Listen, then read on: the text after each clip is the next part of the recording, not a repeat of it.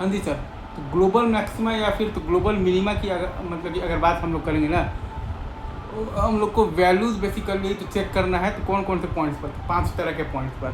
सबसे पहला आपके पास आता है पॉइंट्स ऑफ दी तो डिसकंटिन्यूटी पर, राइट सर। दूसरा आता है आपके पास points of the non differentiability पर। तीसरा आप इसी में आप मान लीजिए क्रिटिकल पॉइंट्स पर, मतलब कि जहाँ पर आपके पास F dash X is equal to 0 है और तो क्या है, तो नॉट डिफाइंड है, राइट सर। क्रिटिकल पॉइंट्स मतलब कि जहाँ पर कि आपके पास F dash X is equal to 0 है और या फिर आपके पास क्या है, तो नॉट डिफाइंड है। चौथा आता है आपके पास एंड ऑफ द डोमेन्स पर, मतलब कि बाउंड्री कंडीशंस पर।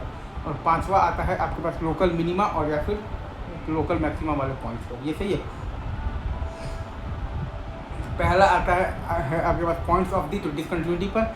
दूसरा आता है आपके पास पॉइंट्स ऑफ दी तो नॉन डिफरेंशिएबिलिटी पर। तीसरा आता है आपके पास क्रिटिकल पॉइंट्स पर, मतलब कि जहाँ पर कि एफ डैश एक्स आपका बेसिकली क्या है, इज इक्वल टू 0 है और नॉन डिफाइंड है। चौथा आता है आपके पास एंड ऑफ द डोमेन्स पर। और पांचवा आता है आपके पास लोकल मिनिमा और या फिर लोकल मैक्सिमा वाले पॉइंट्स पर। ये 5 तरह के पॉइंट्स पर आपको वैल्यूज़ को चेक करना है, तो ग्लोबल मैक्सिमा और या फिर तो ग्लोबल मिनिमा के केस में। और ग्लोबल मैक्सिमा और या फिर ग्लोबल मिनिमा का मतलब जानते हैं ना क्या होता है? ग्लोबल मैक्सिमा और या फिर ग्लोबल मिनिमा का मतलब सिंपल सा सादा सपाट भाषा में बताऊं तो यही होता है कि फंक्शन के पूरे डोमेन में मैक्सिमम वैल्यू क्या है और या फिर मिनिमम वैल्यू क्या है। फंक्शन के पूरे डोमेन में मैक्सिमम वैल्यू बेसिकली क्या है और मिनिमम वैल्यू क्या है। As simple as that. Thank you very much.